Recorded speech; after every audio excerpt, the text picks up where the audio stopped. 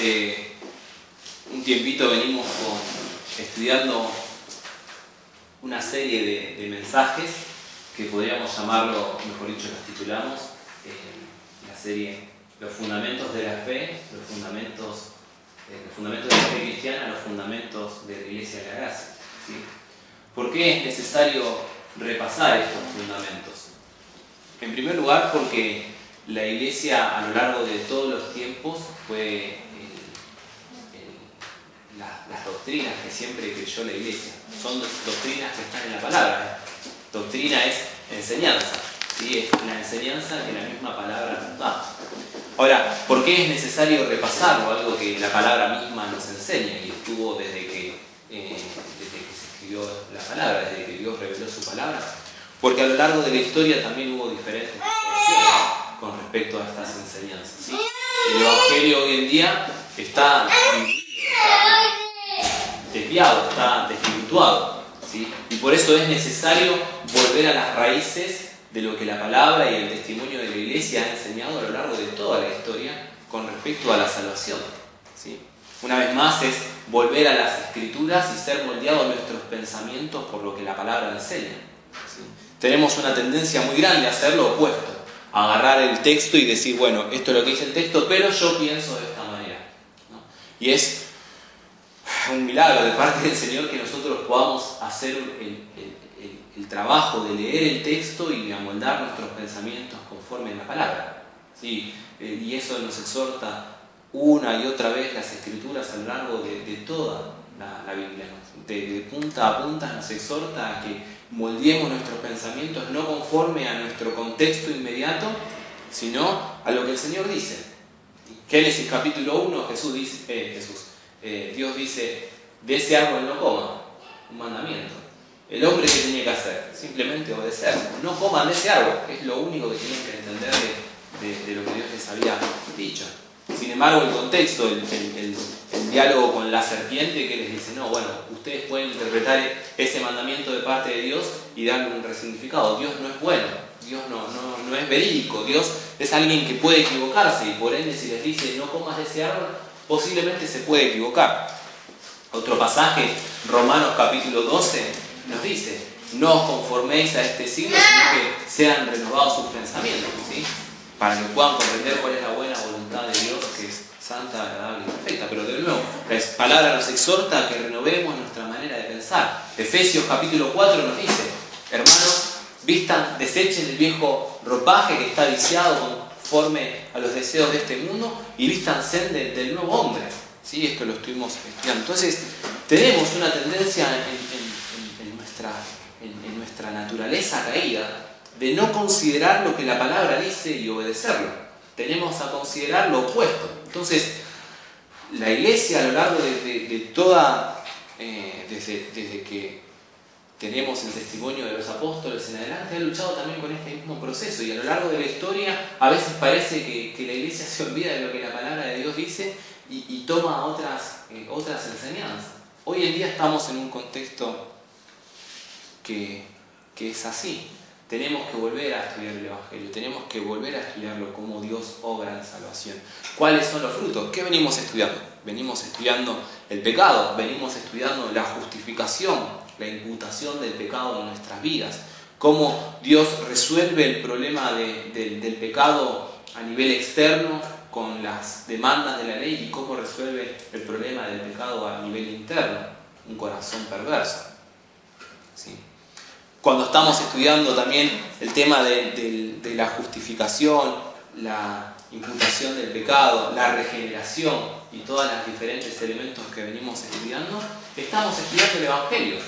Estamos diciendo qué sucede en la vida de una persona cuando Cristo le da vida, ¿sí? Eso es lo que estamos estudiando.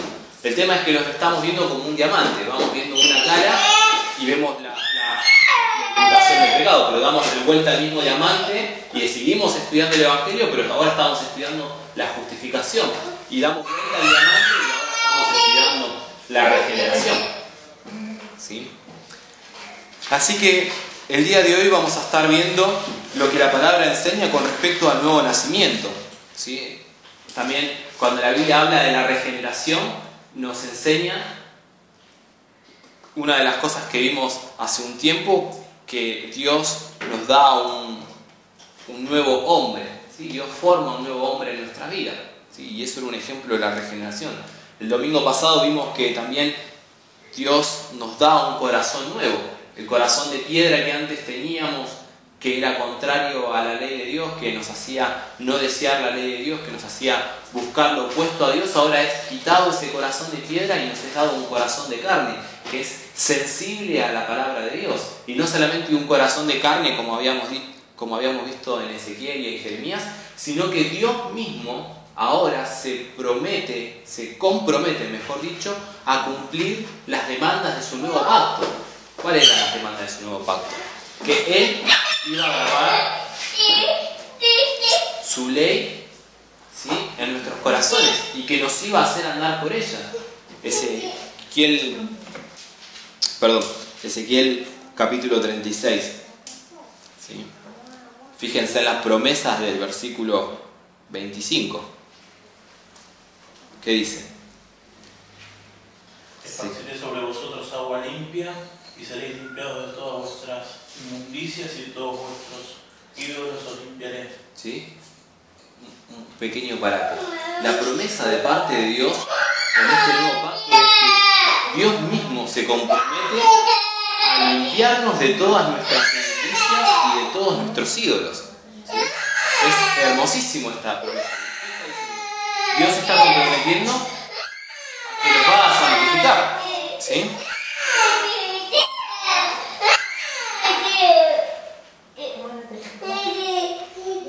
Vayamos a Juan capítulo 3. Juan capítulo 3, y vamos a leer los versículos del 3 al 8, y sobre este pasaje vamos a estar meditando en el día de hoy. Juan capítulo 3, versículos del 3 al 8. Dice, mejor desde el primer versículo, ¿sí? Así todo el contexto. Dice, había un hombre de los fariseos que se llamaba Nicodemo, un principal entre los judíos. Este vino a Jesús de noche y le dijo, Rabí, sabemos que has venido de Dios como maestro, porque nadie puede hacer estas señales que tú haces si no está Dios con él. Respondió Jesús y le dijo, de cierto te digo, que el que no naciere de nuevo no puede ver el reino de Dios. Nicodemo le dijo, ¿cómo puede un hombre nacer siendo viejo? ¿Puede acaso entrar por segunda vez en el vientre de su madre y nacer?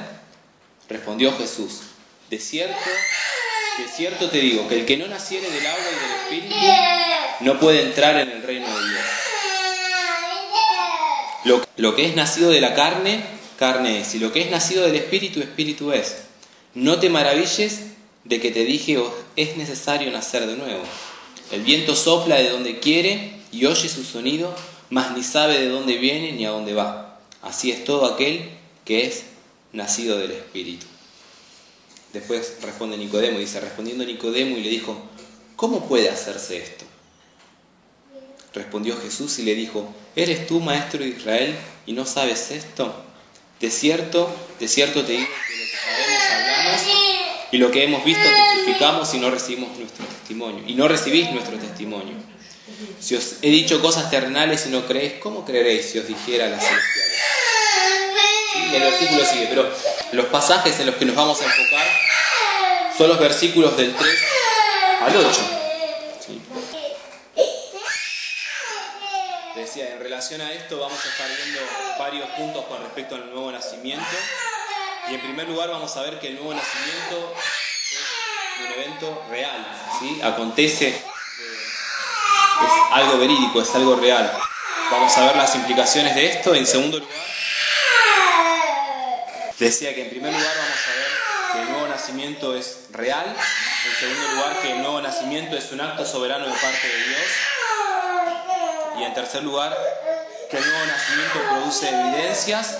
Y en cuarto lugar, que el nuevo nacimiento es un misterio.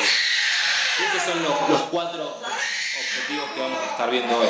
Bueno, el versículo 6 Jesús nos dice, fíjense, lo que es nacido de la carne, carne es, y lo que es nacido del Espíritu, Espíritu es. ¿Sí? Jesús compara el nuevo nacimiento físico con el nuevo nacimiento espiritual y dice, las dos cosas son iguales, suceden de la misma manera. Lo que es nacido de la carne, carne es. ¿Sí? El nuevo nacimiento, mejor dicho, el nacimiento de carne, el nacimiento que tenemos de manera natural es un evento que acontece y es verídico. Bueno, así sucede con el nuevo nacimiento, con el nacimiento que es de parte de Dios. Ahora, el nuevo nacimiento también es Dios mismo el que está engendrando. ¿Sí? Es Dios el que engendra el nuevo nacimiento. En el versículo 6 también nos dice, lo que es nacido de la carne, carne es, y lo que es nacido de ¿quién? Del Espíritu. ¿Sí? Es Dios mismo el que está engendrando el nuevo nacimiento. Lo que es nacido del Espíritu, ¿sí? Es Dios mismo el que está engendrando el nuevo nacimiento. Y hay un pasaje paralelo que es en el versículo de capítulo 1, versículos 12 y 13 del Evangelio de Juan.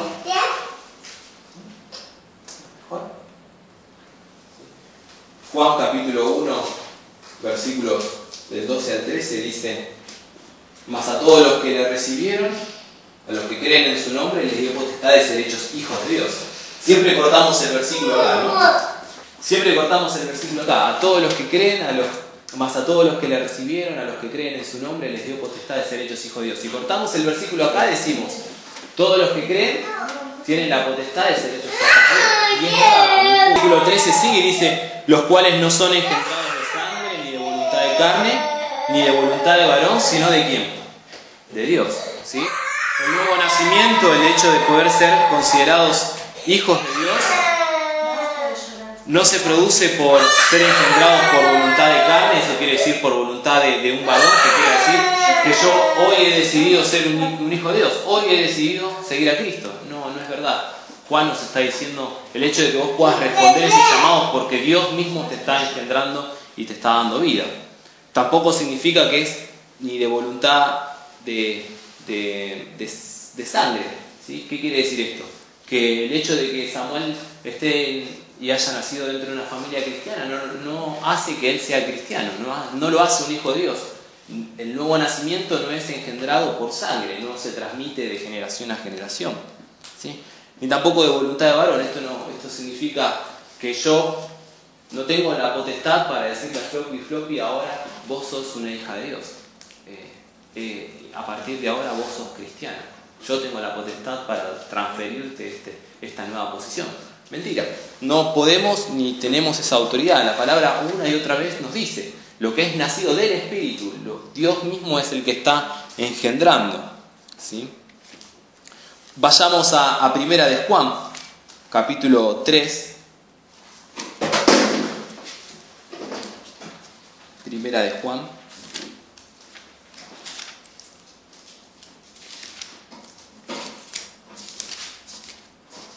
Primera de Juan, capítulo 3, versículo 9.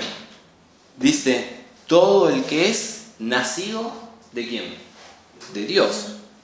No practica el pecado porque la simiente de Dios permanece en él. Y no puede pecar porque es nacido ¿de quién? De Dios. En un versículo 3 veces el mismo concepto. Juan nos quiere dejar bien en claro. ¿De dónde nacimos? Nacimos de Dios. La simiente de Dios permanece en nosotros. ¿Sí? Y nos vuelve a decir después, porque hemos nacido de Dios. ¿Sí? Dios mismo es el que engendra. ¿Sí? Ahora, otro pasaje paralelo también a esto es 2 de Pedro, capítulo 1, versículo 4. 2 de Pedro, capítulo 1, versículo 4. Dice, por medio de las cuales nos ha dado preciosas y grandísimas promesas, para que por ellas llegases a ser participantes de la naturaleza divina, habiendo huido de la corrupción que hay en el mundo a causa de la concupiscencia. ¿Cómo hemos sido participantes de la naturaleza divina? Hay una naturaleza que es divina. Lo mismo que Juan cuando leíamos, lo que es nacido de la carne, carne es, lo que es nacido del Espíritu, Espíritu es. Hay una naturaleza que es de carne y hay una naturaleza que es espiritual. Esta naturaleza que es espiritual, ¿cómo accedemos a ella? Dios mismo es el que está engendrando. Dios mismo es el que engendra este nuevo nacimiento, ¿sí? Entonces, ¿cuáles son las implicaciones de que somos engendrados de parte de Dios? ¿Sí? ¿Cuáles son las implicaciones de que hemos sido engendrados por Dios? ¿Sí? En primer lugar, un cristiano no vive en pecado. Primera de Juan, capítulo 3 a 9 nos dice, Primera de Juan, capítulo 3, versículo 9. Todo el que es nacido de Dios, ¿qué sucede con el que es nacido de Dios? No practica el pecado. ¿Sí? Y uno dice, ¿cómo que no practica el pecado? ¿Por qué no practica el pecado? Dice, porque la simiente de Dios permanece en él. ¿Sí? Y no puede pecar porque es nacido de Dios. No puede pecar porque es nacido de Dios. Ariel, ¿qué estás diciendo? ¿Que todos los cristianos son santos? No, no es la idea de Juan. Juan capítulo 1 nos dice, Primera de Juan capítulo 1 nos dice, este es el mensaje que hemos oído de él y os anunciamos. Dios es luz y no hay ninguna tiniebla en él. Si decimos que tenemos comunión con él y andamos en tinieblas, mentimos y no practicamos la verdad. Pero si andamos en la luz, como él está en luz, tenemos comunión unos con otros y la sangre de Jesucristo su Hijo nos limpia de todo pecado. Si decimos que no tenemos pecado, nos engañamos a nosotros mismos y la verdad no está en nosotros. Si confesamos nuestros pecados, Él es fiel y justo para perdonar nuestros pecados y limpiarnos de toda maldad. Si decimos que no hemos pecado, le hacemos a Él mentiroso y su palabra no está en nosotros. ¿Qué quiere decir entonces que no podemos pecar? Que no pecamos. ¿Sí? Juan lo está diciendo de una manera muy clara. Primera de Juan, cuando leemos capítulo 3, versículo 9, nos dice, hemos nacido de Dios. Romano, la misma idea, hemos muerto al pecado. El pecado no tiene más dominio sobre nuestras vidas. El pecado y el poder del pecado ya no tiene esa autoridad sobre nuestras vidas. Ya no estamos esclavos al pecado y no es nuestra naturaleza carnal la que nos lleva a pecar continuamente. Efesios capítulo 2 nos dice, en otro tiempo ustedes estaban muertos en sus delitos y pecados. Ustedes andaban en pecado, amaban el pecado y eran esclavos del pecado. Ahora la simiente de Dios les ha dado vida y la simiente de Dios es distinto, lo lleva a una santidad. Las promesas de Ezequiel. Él va a limpiarnos de todos nuestros ídolos y de todas nuestras inmundicias, por ende no podemos pecar. Ese es el propósito. No quiere decir que no vayamos a pecar, sino que ya no es nuestra naturaleza la que cuando pecamos se está manifestando. Cuando un cristiano peca, cuando una persona que es nacida de Dios peca, no está revelando su naturaleza, ¿sí? Está revelando una condición que no es la de él. Y cuando un no cristiano peca, está revelando su propia naturaleza. ¿Qué es lo que hace una persona que no ha nacido de nuevo? Peca, ese es su estado natural. Su desobediencia a la ley de Dios es continua. Él no puede amar a Dios, es lo que su corazón hace. Entonces es la manifestación de su verdadera naturaleza. Ahora, el cristiano, cuando tiene vida en Cristo, cuando es nacido de nuevo, no puede pecar. ¿Por qué? Porque su naturaleza es distinta, ha cambiado. Su naturaleza lo lleva a la santidad, lo lleva a buscar la santidad y crecer en semejanza a Cristo. Por ende, cuando peca, no está yendo en el propósito que el Señor lo ha puesto, que es llegar hasta la estatura de Cristo, sino que está manifestando algo que no es Él. ¿Sí? Por eso Juan también nos dice, el que practica. Estamos hablando de una vida, ¿sí?, en continuo de la práctica, no en un momento determinado, no una caída, no una circunstancia, sino un andar continuo. Si decimos que andamos en Cristo y pecamos, no tenemos tal evidencia, ¿sí? Eso es lo que está diciendo un poco Juan en todos estos versículos. Ahora, fíjense, 1 Juan capítulo 2, versículos del 15 al 17. Dice, no améis al mundo ni las cosas que están en el mundo. Si alguno ama al mundo, el amor del Padre no está en él, porque todo lo que hay en el mundo, los deseos de la carne, los deseos de los ojos y la vanagloria de la vida, no proviene de Dios, sino del mundo. Y el mundo pasa y sus deseos, pero el que hace la voluntad de Dios permanece para siempre. ¿Sí? Sus deseos, los deseos que el mundo antes gobernaban en su vida, ahora ya no están más. ¿Sí? No están más. ¿Por qué? Porque no soporta poder vivir con esos deseos. ¿Sí? Por eso Juan nos dice, no ama al mundo, ¿sí? No améis al mundo. Si alguno ama al mundo, el amor del Padre no está en él. El amor del Padre ahora nos inunda y nos afecta de tal forma que los deseos del mundo nos parecen desabridos, nos parece algo sin sabor, no nos trae ningún tipo de atractivo. ¿Sí? Santiago nos da la razón. Santiago capítulo 4, versículos del 4 al 5. Santiago capítulo 4, versículos del 4 al 5 dice: oh almas adúlteras, ¿no sabéis que la amistad del mundo es enemistad contra Dios? Cualquiera pues que quiera ser amigo del mundo se constituye ¿qué? Enemigo de Dios. Ahora, ¿por qué? ¿Por qué? ¿Cuál es el motivo? Dice el versículo 5: ¿os pensáis que las Escrituras dicen en vano, el Espíritu que Él ha hecho morar en nosotros nos anhela celosamente? Dios mismo ha hecho morar su Espíritu en nosotros y Él nos anhela celosamente. ¿Qué quiere decir esto? Quiere decir que Dios mismo está habitando en medio nuestro por medio de su Espíritu Santo y Él no nos va a compartir con otra persona. Él no va a negociar su gloria.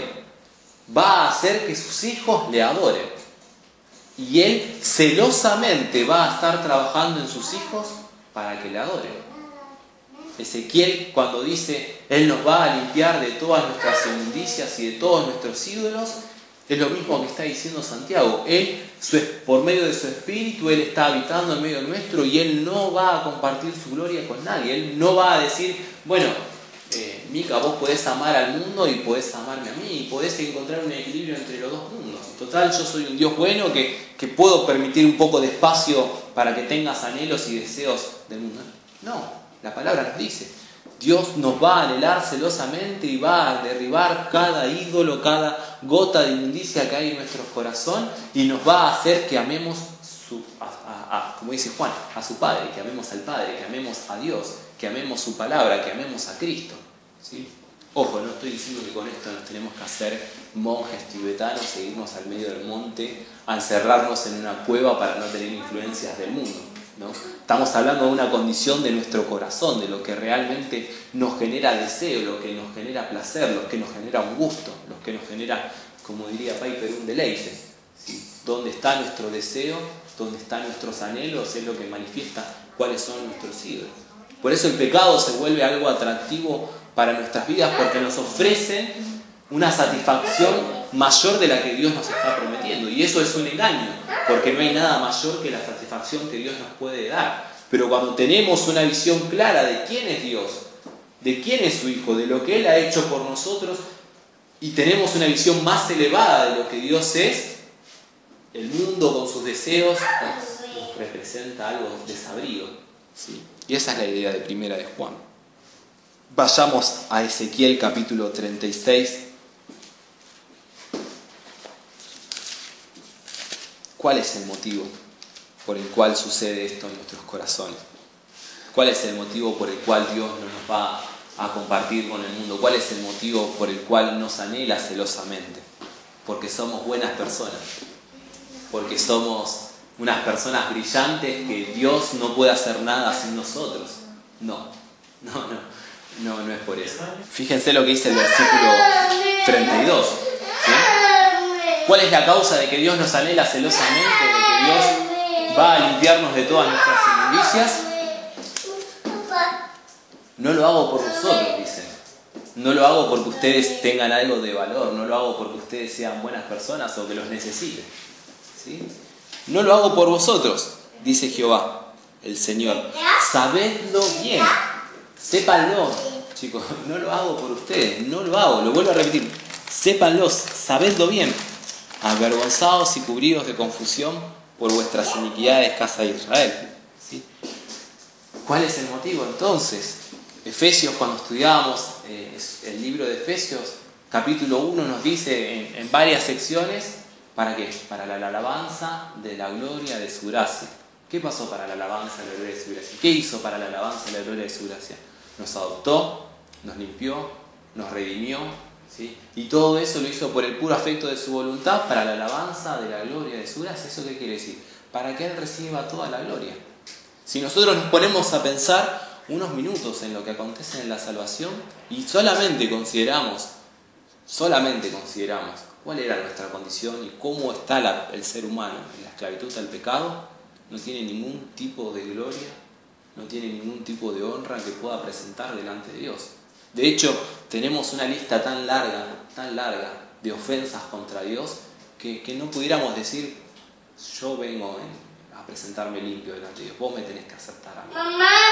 Todo esto Dios lo hace para que Él mismo reciba la alabanza, para que Él mismo reciba la exaltación, la gloria. ¿Sí? Ahora, la segunda implicación de estos pasajes que venimos estudiando es cómo un cristiano debe reconocerse en primer lugar. ¿Sí? Primera de Juan, capítulo 3, versículo 9 nos dice, porque el que es nacido de Dios no practica el pecado. ¿Sí? No puede pecar porque la simiente de Dios está en él, ¿sí? Y Dios es el que lo ha engendrado. Entonces, cuando yo, Ariel, se ve frente al espejo y mira todavía los restos de carne, los restos de pecado que todavía hay en mi vida, ¿cómo me tengo que considerar frente a ese espejo? El espejo de la palabra de Dios, como nos dice Santiago. ¿Cómo tengo que mirarme yo ante este espejo? Bueno, la palabra dice que soy santo. No es lo que yo creo, no es lo que vos crees, es lo que la palabra dice. No es lo que como yo me veo, no es como me siento de ánimo, no me interesa, es lo que la palabra dice. No practico el pecado. La simiente de Dios está en mí. ¿Sí? Y eso es lo que a mí me hace santo. Mis obras no te hacen santo, es la obra de Cristo lo que está en medio tuyo. Vos sos justificado ¿en base a qué? En base a la sangre de Cristo. Sos santificado ¿en base a qué? En base a Cristo. Somos vistos amados delante de Dios ¿en base a qué? En base a Cristo. Entonces, cuando nos consideramos en frente a la palabra, ¿cómo tenemos que vernos? ¿Cómo es la que ella nos describe? Somos santos, amados, ¿sí? Y esto es lo que la palabra de Dios dice. ¿En base a qué? ¿En base a nuestra justicia? No, en base a Cristo. Esa es nuestra posición. Entonces, la segunda implicación de considerar el pasaje de Primera de Juan es que todo cristiano debe verse a sí mismo como lo que realmente es, santo. Ya no es un pecador. De vuelta, esto no quiere decir que es perfecto, sin pecado, sino que es su naturaleza la que ha sido transformada. En lo más profundo de su corazón, en lo más profundo de su ser, en lo más profundo de su naturaleza, ha sufrido una transformación.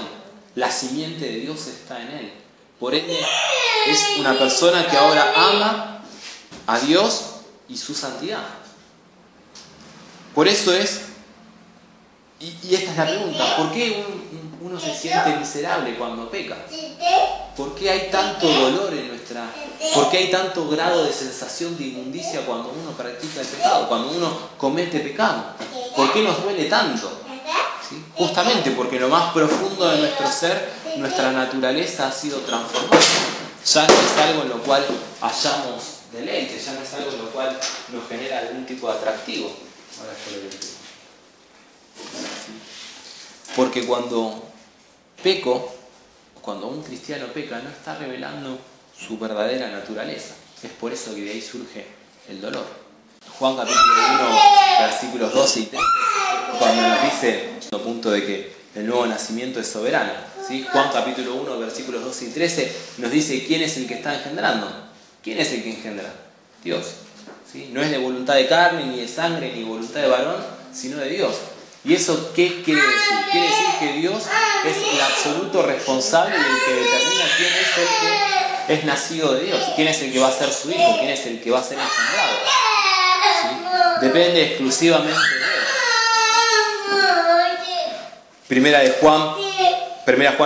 Él. Juan capítulo 3, versículo 8 nos dice: el viento sopla de donde quiere y oye su sonido, mas ni sabe de dónde viene ni a dónde va. Así es todo aquel que es nacido del Espíritu. El nuevo nacimiento es comparado al viento. El viento sopla de donde quiere. Y esta primer característica nos está diciendo: el viento es completamente soberano. Vos no le estás diciendo al viento: bueno, viento, ahora dobla para la derecha. Es ridículo. Imagínense a una persona parada en medio del monte diciendo: para allá, viento, dobla para allá. Es la misma comparación que el Señor está usando. El viento uno no lo puede direccionar, no le puede decir para dónde va a estar obrando la siguiente vez.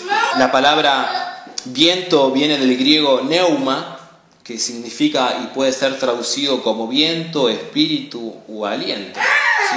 Entonces, el espíritu, el aliento, este viento que traduce la Reina Valera 60, tiene completamente voluntad y controla tiene su propia voluntad y su propio control. Uno no lo puede estar direccionando, ¿sí? De donde quiere, justamente nos vuelve a reforzar esta idea: nadie puede direccionar ni oponerse al viento. Yo tenía la imagen cuando lo estaba estudiando, es como ponerse al viento y decir: por favor, no me soples, ¿sí? No tires viento contra mi cara. Es de nuevo ridículo. Bueno, así de ridículo es oponerse a la voluntad de Dios cuando Él está engendrando hijos. Él no está pidiendo permiso para decir: Floppy, ¿puedo soplar aliento en tu vida si vos me permitís, si querés, si dejás, si me das permiso? No, Dios dice: hágase la luz. Se abrió la puerta. Claro, hágase la luz, y ahora voy a explicar eso. Hágase la luz y se hace. Dios es soberano, Él no está pidiendo cuentas a nadie para dar permiso o no permiso sobre cómo actuar en la vida de una persona. Él dice: hágase y se hace. Jesús, cuando estaba en la barca, dijo: cálmense las olas. Y los discípulos se horrorizaron. ¿Quién es este que tiene un control sobre los vientos y el mar para que se quede todo calmo? Esa es la autoridad y la soberanía de Dios sobre sus criaturas, sobre su creación. Qué ridículo es pensar que uno puede oponerse a la voluntad de Dios. Dios no puede obrar si vos no le permitís. Es ridículo. El que creó los cielos, el universo, el que hace callar a multitudes de ejércitos, el que levanta reyes y aplasta reyes, el que extiende su grandeza por todos los dominios del universo, va a ser controlado por la decisión de un solo hombre, que dice: no lo acepto. Es ridículo cuando nosotros lo vemos a la luz de toda la palabra. Sin embargo, es lo que se enseña.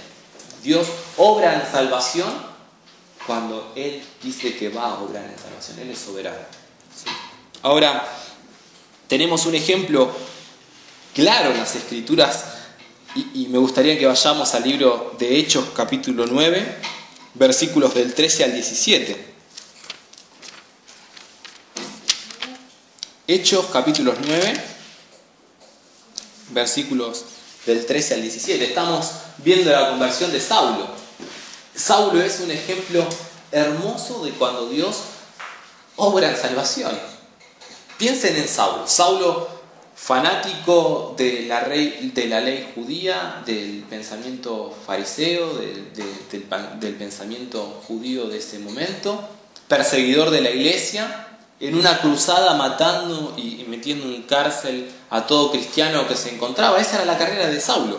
Saulo estaba empecinado en meter preso y, si es posible, matar a cada persona que era un hereje para Saulo y tenía que ser condenado porque estaban insultando el nombre de Dios. Esa era la cosmovisión de Saulo, hasta que en el versículo del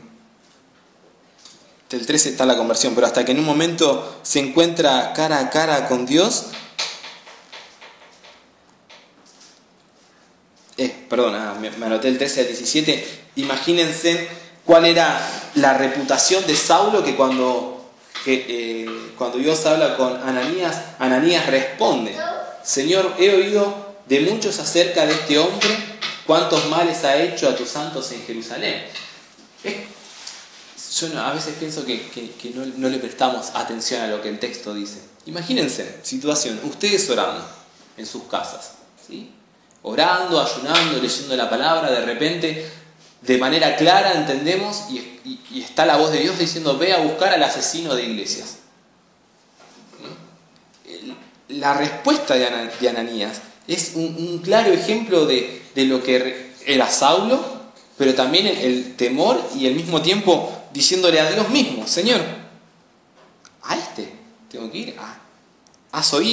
He oído de mucho acerca de este hombre. ¿Cuántos males ha hecho a tus santos en Jerusalén? Fíjense la reputación que Saulo tenía dentro de las iglesias.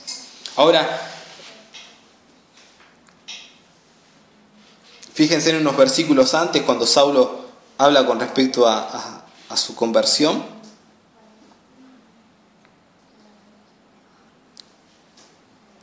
Dice en el versículo 3: mas yendo por el camino, aconteció que al llegar cerca de Damasco, repentinamente le rodeó un resplandor de luz del cielo, y cayendo en tierra oyó una voz que le decía: Saulo, Saulo, ¿por qué me persigues?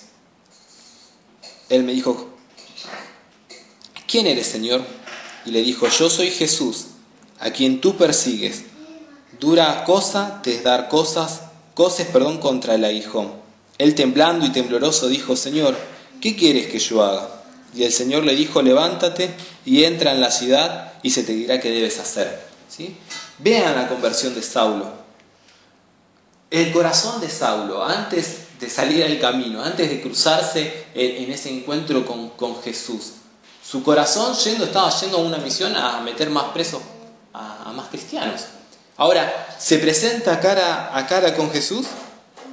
Dios obra en salvación en su corazón, y este Saulo, con un corazón de piedra tan endurecido que estaba yendo a matar cristianos, cae a tierra tembloroso, ¿sí? Porque es lo que dice. Y temblando y temeroso dijo: Señor, ¿qué quieres que haga? Fíjense cómo Dios transformó el corazón de Saulo en un momento, que este corazón tan endurecido ahora estaba en un piso tembloroso, con miedo, y respondiendo: ¿qué quieres que haga? Una pregunta tan dócil, tan de una persona tan domesticada, una persona que ha sido amoldada. ¿Qué quieres que haga? El Señor se le presentó cara a cara, le dijo: pasa, sea la luz en Saulo. Dios obró en salvación en Saulo. Dios dijo: hágase la luz en Saulo, y ese corazón que estaba endurecido ahora pregunta: ¿qué quieres que haga? Fíjense qué poder hay en la salvación. Romanos capítulo 9, versículo 16.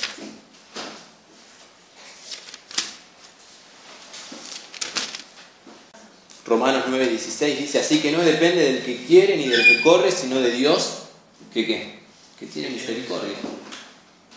Puedo ser muy rápido, puedo querer correr lo que quiera. No depende ni del que quiere, no depende del que quiere ni del que corre, sino de Dios que tiene misericordia. Porque la Escritura dice a Faraón: para esto mismo te he levantado, para mostrar en ti mi poder y para que mi nombre sea anunciado por toda la tierra. De manera que de que quiere tiene misericordia, y al que quiere endurecer, endurece. ¿Sí? Efesios capítulo 2, versículo 4. Versículos anteriores describe la posición de la persona que no está en Cristo, de la esclavitud al pecado, y el versículo 4 nos dice: pero Dios. La esclavitud al pecado era real, sí, estaban esclavos al pecado, esclavos a sus delitos, amaban su condición. Versículo 4, y éramos por naturaleza, hijos de ira, lo mismo que lo demás, dice el versículo 3, pero Dios hace la bisagra entre una situación y la otra. Dios, por su voluntad, que es rico en misericordia, por su gran amor con que nos amó, aún estando nosotros muertos en nuestros pecados, nos dio vida juntamente con Cristo, por gracia sois salvos. Es Dios el que tiene esa libertad, esa soberanía de poder decir: hágase la luz. A Saulo no se le preguntó: Saulo, ¿vos considerás que podés aceptarme en tu corazón y yo ser el Señor de tu vida. No. Dios obró y el velo se le cayó y él vio cara a cara a Cristo y eso fue suficiente para ser para ser salvo. Efesios capítulo 1, versículos del 3 al 9, lo que habíamos mencionado hace un ratito, ¿sí? Dios nos dice: bendito sea el Dios y el Padre de nuestro Señor Jesucristo, que nos bendijo con toda bendición espiritual en los lugares celestiales en Cristo, según nos escogió en Él antes de la fundación del mundo, para que fuésemos santos y sin mancha delante de Él, en amor, habiéndonos predestinados para ser adoptados hijos suyos, por medio de Jesucristo, según el puro afecto de su voluntad, para alabanza de la gloria de su gracia, con lo cual nos hizo aceptos en el amado, en quien tenemos redención por su sangre, el perdón de pecados, según las riquezas de su gracia, que hizo sobreabundar para con nosotros en toda sabiduría e inteligencia, dándonos a conocer el misterio de su voluntad según su beneplácito, el cual se había propuesto en sí mismo de reunir todas las cosas en Cristo. Sí, y después sí. Estos capítulos de estos versículos de Efesios los estudiamos. ¿Dónde está el obrar del ser humano? No aparece. Es Dios el que nos llamó, es Dios el que nos escogió, es Dios el que nos unió a Cristo, es Dios el que nos redimió, es Dios que nos adoptó. Ezequiel capítulo 37, una ilustración clara de lo que es la salvación. Efesios nos dice: estábamos muertos en nuestros delitos y pecados.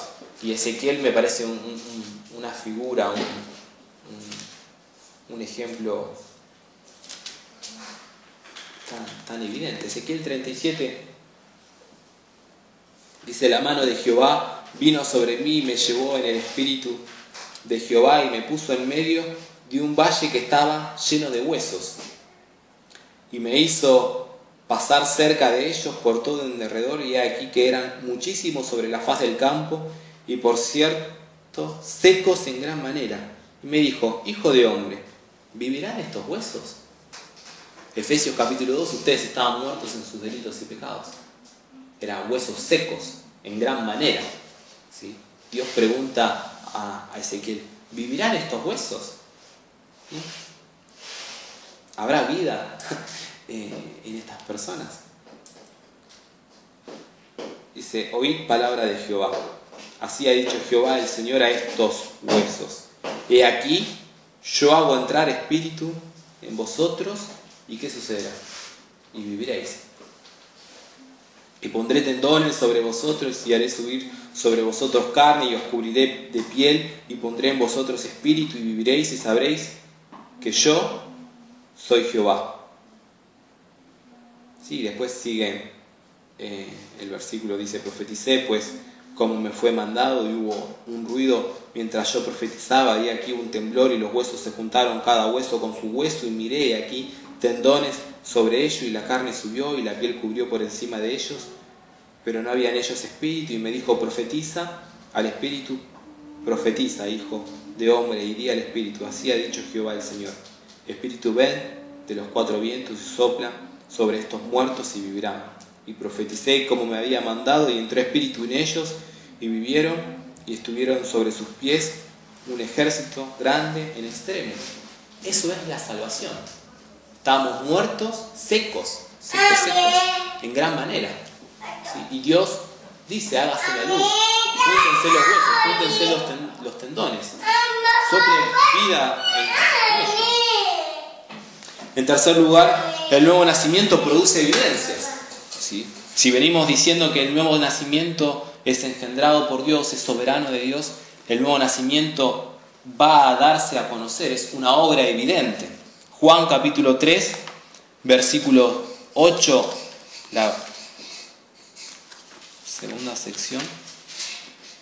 Juan 3, 8, nos dice: el viento sopla de donde quiere, y esto lo vimos con respecto a la soberanía de Dios. ¿Y qué sucede con el viento cuando sopla de donde quiere? Hay una evidencia: oyes su sonido, ¿sí?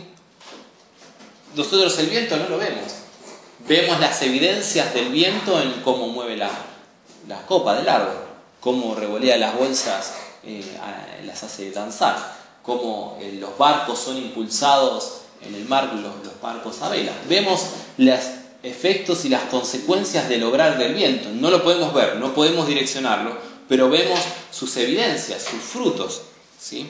El nuevo nacimiento produce frutos. El viento tiene, esto me gustaba de Charles Leiter, dice, el viento tiene movimiento, vida, energía y sonido. Hay frutos, hay evidencias que son visibles y conocidas. Ahora, hoy en día, y esto es terrible, pero hay una mentira que es diabólica, ¿sí? Y es diabólica porque transgiversa el sentido de la palabra, ¿sí? Como veíamos en Efesios, transgiversa el sentido que Dios está diciendo por medio de su palabra y agrega una verdad que no existe, que la palabra no nos llama a hacer, nos desvía del sentido del texto, nos desvía de la intención del autor, que es Dios, en esto. Y ahora cuando lo diga van a incluso capaz que molestarse. Pero hay una mentira que es diabólica, que nos dice que no podemos juzgar las intenciones del corazón, ¿sí? Y esto es algo que ya venía meditando hace un tiempo. Y tenemos esta frase, solo Dios sabe lo que realmente hay en mi corazón. Hermano, usted no puede juzgar mis obras. Usted no puede decir si yo realmente qué es lo que está pasando, porque usted no ve mi corazón. Y es verdad, yo no veo sus corazones. Yo no veo ni el corazón de Floppy, ni el de Mika, ni el de Nahuel, ni el de Ceci. No sé qué es lo que está pasando por sus cabezas. Pero hay evidencias de lo que realmente hay en su corazón. Y esa es la mentira. Esa es la mentira que el diablo tuerce en las Escrituras y la aplicación de las mismas. Fíjense en Mateo capítulo 7, y ese es el versículo que más se utiliza para argumentar el hecho de que no podemos juzgar a los hermanos. Mateo 7, capítulo del 1 al 6. La Biblia describe: no juzguéis para que no seáis juzgados. Y lo cortamos ahí.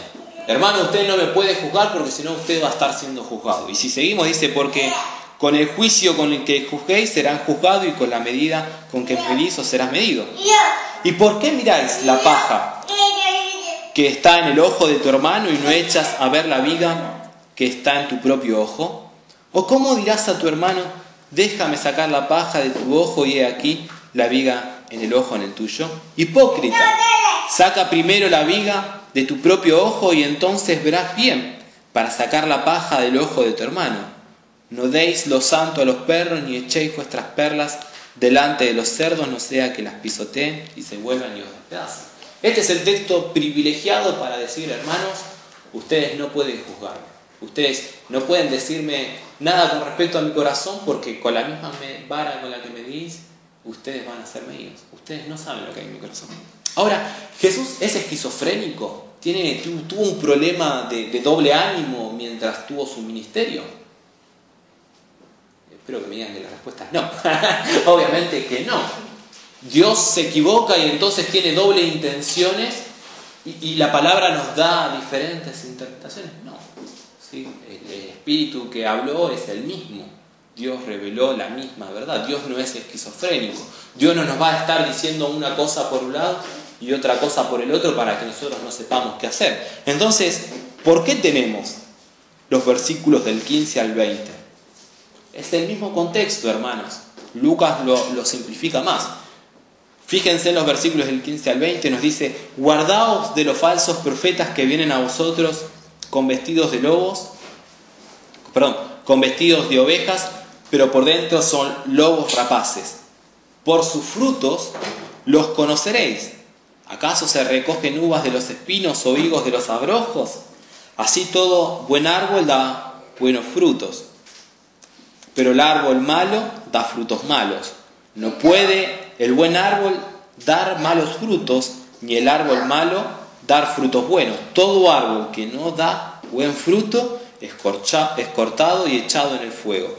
Así que por sus frutos los conoceréis. Vayamos a otros pasajes paralelos y volvemos a la misma idea. Lucas capítulo 6.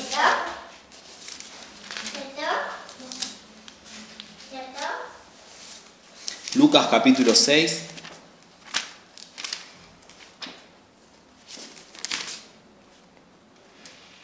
los versículos 37 al 42 y tenemos el mismo contexto. Fíjense que está dentro de la misma unidad, no es que estamos hablando de un pasaje en Mateo 7 y nos vamos a Mateo 25, por así decirlo. Estamos hablando dentro del mismo contexto donde Jesús da la misma enseñanza. Dice Lucas: no juzguéis y no seréis juzgados, no condenéis y no seréis condenados, perdonad y seréis perdonados, dad y se os dará, medida buena y apretada, remecida y rebosando, darán en vuestro regazo, porque con la misma medida con que medís, os volverán a medir. Y les decía una parábola: ¿acaso puede un ciego guiar a otro ciego? ¿No caerán ambos en el hoyo? El discípulo no es superior a su maestro, mas todo el que fuere perfeccionado será como su maestro. ¿Por qué miráis la paja que está en el ojo de tu hermano y no echáis de ver la viga que está en tu propio ojo? ¿O cómo puedes decir a tu hermano: hermano, déjame sacarte la paja que está en tu ojo, no mirando tú la viga que está en el ojo tuyo? Hipócrita, saca primero la viga de tu propio ojo y entonces verás bien para sacar la paja que está en el ojo de tu hermano. Y el bendita nota editorial que nos separa el texto y nos separa la idea. No debería estar ese título negro, y debería estar todo dentro de una misma unidad, porque después Jesús sigue diciendo: no es buen árbol el que da malos frutos, ni el árbol malo el que da buen fruto, porque cada árbol se conoce por sus frutos, pues no se cosechan higos de los espinos, ni de las zarzas se vendimian uvas. El hombre bueno de buen tesoro de su corazón saca lo bueno, y el hombre malo del mal tesoro de su corazón saca lo malo, porque de la abundancia del corazón habla la boca. ¿Sí? ¿Cuál es la mentira de este tiempo? Nosotros no podemos juzgar, no podemos discernir. ¿Qué es lo que Jesús nos está exhortando a que hagamos? A que ejerzamos discernimiento. ¿Cómo vamos a saber cuáles son los frutos buenos y frutos malos si no hay un juzgar los frutos?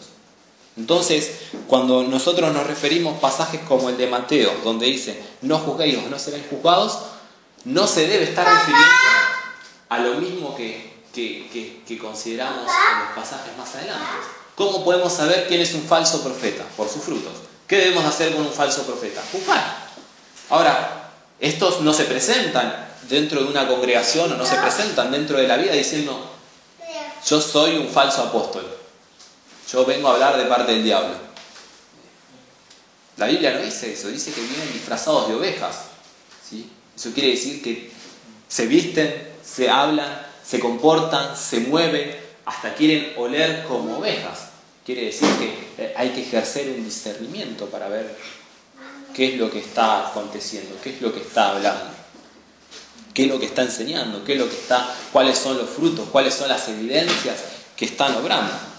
Cuando los pasajes de Mateo se nos está hablando de un juzgar con imparcialidad, se nos está hablando de juzgar como el mundo juzga, de juzgar con los mismos parámetros del mundo. ¿Sí? Vean después todo el contexto en el que se da esa enseñanza de Jesús. ¿Sí? Sin embargo, la palabra nos llama a discernir entre los frutos. Eso es la exhortación.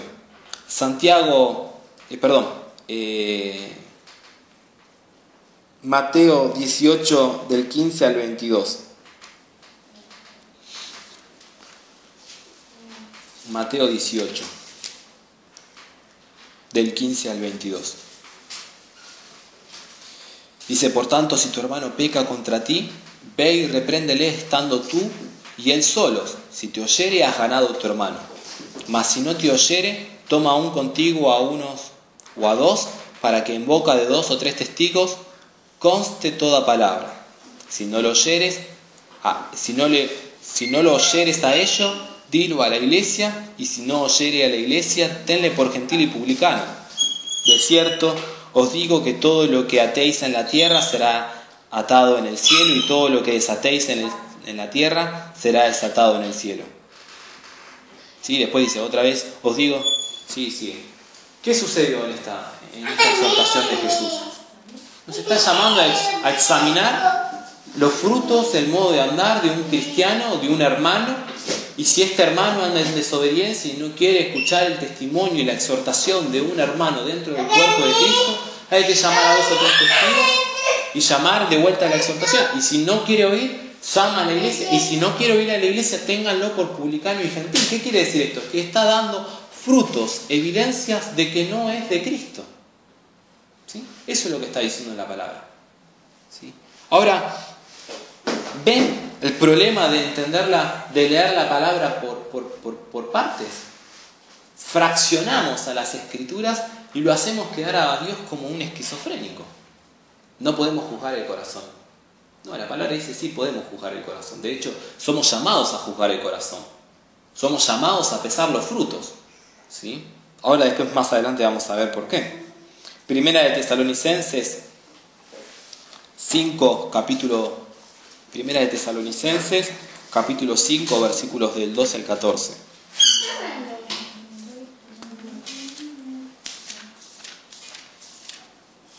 Primera de Tesalonicenses 5, del 12 al 14. Bien. Dice: os rogamos, hermanos, que reconozcáis a los que trabajan entre vosotros y os presiden en el Señor y os amonestan, y los tengáis en mucha estima y en amor por causa de su obra. Tened paz entre vosotros. También os rogamos, hermanos, que amonestéis a los ociosos, que alentéis a los de poco ánimo, que sostengáis a los débiles y que seáis pacientes para con todos. Mirad que ninguno pague a otro mal por mal. Antes bien, seguid siempre lo bueno, unos para con otros y para con todos. Estad siempre gozosos, orad sin cesar, dad gracias en todo, porque esta es la voluntad de Dios para con vosotros en Cristo Jesús. ¿Sí? Fíjense en los verbos. Reconozcáis. Hermanos, tienen que ejercer un discernimiento y reconocer, tienen que mirar, pesar los frutos, reconozcan a los que trabajan entre ustedes. ¿Cómo se hace ese ejercicio? Por medio del discernimiento, por medio de pesar los frutos. ¿Cómo vamos a amonestar a los ociosos? Tenemos que reconocer los frutos, tenemos que reconocer, ver las evidencias. Después de vuelta dice: mirad que ninguno pague a otro mal por mal. ¿Cómo vamos a estar mirando si alguno está pagando mal a otro? Tenemos que ejercer el discernimiento de mirar. Tenemos que ejercer y pesar los frutos. ¿Se está pagando mal? Tenemos que mirar. ¿Sí? Segunda de Tesalonicenses, capítulo 3. Segunda de Tesalonicenses, capítulo 3 al 6. Capítulo 3, versículo 6. Dice: pero os ordenamos, hermanos, en el nombre de nuestro Señor Jesucristo, que os apartéis de todo hermano que ande desordenadamente, y no según la enseñanza que recibiste de nosotros. En el contexto inmediato, Pablo está exhortando a una persona que no está trabajando, ¿sí? que se la está dando de vago. Ahora, el problema no es que no está trabajando, ¿sí? Esa es la evidencia, ese es el fruto, esa es la evidencia que está dando a mostrar su condición anterior, sus raíces. ¿Cuál es la condición anterior? Que está siendo desobediente a la palabra. Ese es el problema con este hermano, no que no esté trabajando, porque si no decimos, ¿cuál es el andar desordenadamente? Que no está trabajando. No, el andar desordenadamente es que no está siendo obediente a la palabra.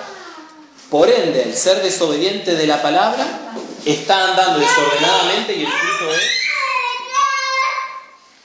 que no trabaja. Un árbol malo va a dar frutos malos. Un árbol bueno va a dar frutos buenos. Y el deber de la iglesia es examinar, y el deber de los cristianos es examinar los frutos, pesar. Debemos examinar a nosotros mismos nuestros propios frutos. Debemos examinar a quienes presiden. La palabra dice muy claramente cuál debe ser, cómo debe ser la persona que preside. Hermanos, si yo estoy andando desordenadamente y ustedes no juzgan conforme a la palabra mi modo de andar, están en un peligro. Ustedes tienen que pensar conforme a la palabra. La palabra dice: el que quiere obispado, buena obra desea, pero toda una lista de exhortaciones. Pablo exhorta a Timoteo y le dice: te encarezco delante de Dios que juzgará a los vivos y a los muertos, que prediques la palabra, que exhortes a tiempo, afuera de tiempo, con toda paciencia y doctrina. Hermanos, si ustedes van a estar escuchando a una persona que no está enseñando sana doctrina, están en un problema terrible, están siendo desobedientes a la palabra. Ustedes deben examinar las Escrituras, en primer lugar para ustedes mismos, pero también para pesar los frutos. Vean los frutos, observen los frutos, véanlo y pésenlo conforme a la palabra. El juzgar con liviandad y el juzgar como el mundo es lo que Jesús exhorta. Si yo digo, mejor dicho, vamos a poner el ejemplo al revés. Si Mica dice: yo no quiero escuchar la palabra que Ariel dice porque Ariel me cae mal, eso es juzgar como el mundo. ¿Sí? Eso es juzgar como el mundo. No me gusta la cara de Ariel, no me gusta que tenga barba. Eso es juzgar como el mundo. No me gusta cómo va vestido. A mí me enseñaron que un predicador tiene que ir con saco y corbata a la iglesia. Y por eso no lo puedo escuchar. Eso es juzgar como el mundo. Eso es juzgar bajo los parámetros del mundo. Ahora, lo que la palabra nos exhorta es a que pesen los frutos en mi corazón. Lo que Ariel enseña se conforma a lo que la palabra dice. Está enseñando sana doctrina. Está enseñando lo que el texto dice. Está mostrando lo que la palabra dice. O está agregándole ideas personales, emociones que él quiere, ideas que él tiene. Lo que yo veo en las Escrituras, ¿es lo que escucho? ¿Es lo que están escuchando de parte mía? Eso es un ejercicio, lo que todos somos llamados a examinar. Pablo dice: hay dos clases de árboles. Jesús dice: hay dos clases de árboles. Hay árboles buenos y hay árboles malos. Hay árboles que van a dar buen fruto y hay árboles que van a dar malos frutos. Su naturaleza es lo que va a dar evidencia a sus frutos. Por eso se pueden reconocer los árboles por su naturaleza. ¿Sí? Es lo que estamos estudiando con la regeneración. O estamos con vida o estamos muertos. Si tenemos vida porque Dios ha obrado soberanamente en nuestra salvación, va a haber evidencia. Somos buenos árboles, van a haber buenos frutos. Efesios nos dice: Dios predestinó buenas obras para que nosotros anduviéramos en ellas. Las obras están delante nuestro. Los malos árboles van a dar evidencia de sus raíces. Es inconcebible pensar que porque yo arte manzanas a un árbol cualquiera, vaya a ser un manzano. ¿Sí? Las manzanas se pudren, van a estar ahí, van a dar evidencia. ¿Sí? Es inconcebible buscar higos en un naranjo. Estaríamos mal de la cabeza si estuviéramos buscando higos. Si yo me la veo a Jessie colgada de un plátano diciendo: Jessie, ¿qué estás haciendo ahí arriba? Estoy buscando manzana. Es inconcebible. ¿Sí? Estamos mal. Estaría mal Jessie, la tendría que llevar a un internado.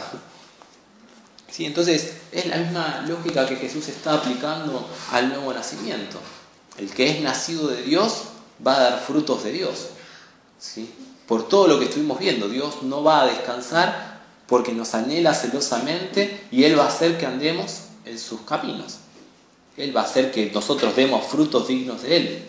Su gloria está en juego, no lo hace por causa nuestra, lo hace por causa de su gloria.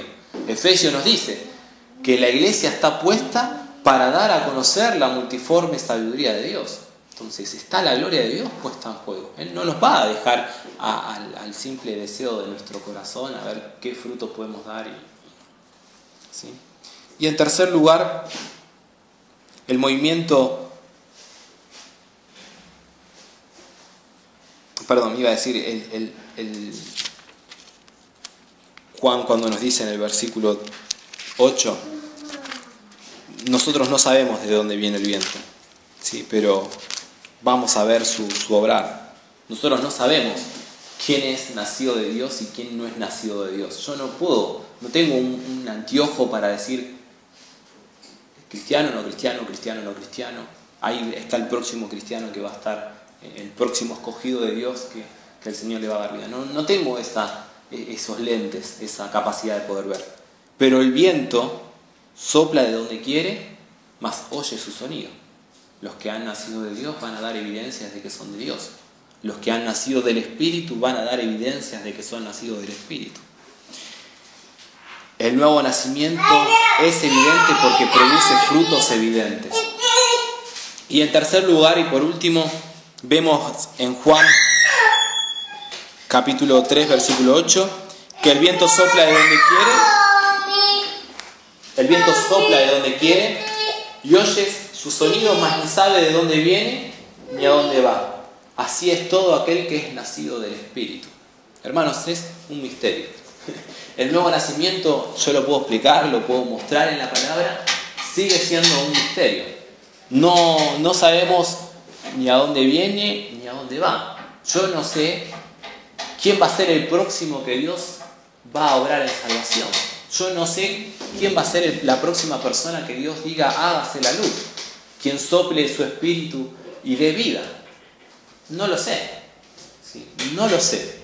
Nadie lo sabe. Nadie puede dar a ciencia cierta y poner algún método, algún argumento para decir, si seguimos estos patrones, tácate, nuevo nacimiento. El viento sopla de donde quiere. Dios es soberano. ¿Sí? Dios es soberano. Ahora, esto también nos tiene que dar una libertad, un descanso. El corazón más endurecido no se puede resistir a la voluntad de Dios. El corazón más oscuro, la persona más sumergida en el pecado, no se va a poder resistir al viento, al soplo de Dios. No se puede resistir. Cuando Dios dice hágase la luz, puede estar despertando y dando vida en el lugar más oscuro que nosotros nos podemos pensar, en el corazón más oscuro que nosotros podamos imaginar. Lo hace. Pablo era un ejemplo. ¿Sí?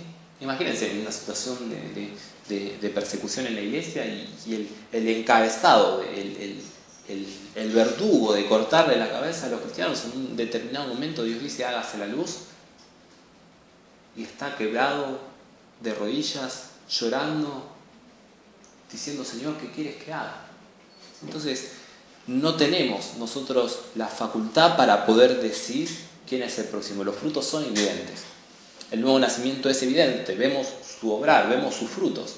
No sabemos cómo lo hace Dios, de qué manera y en qué tiempo lo hace, y eso es algo que le pertenece solamente a Él. Ahora, para modo de conclusión y a modo también de resumen,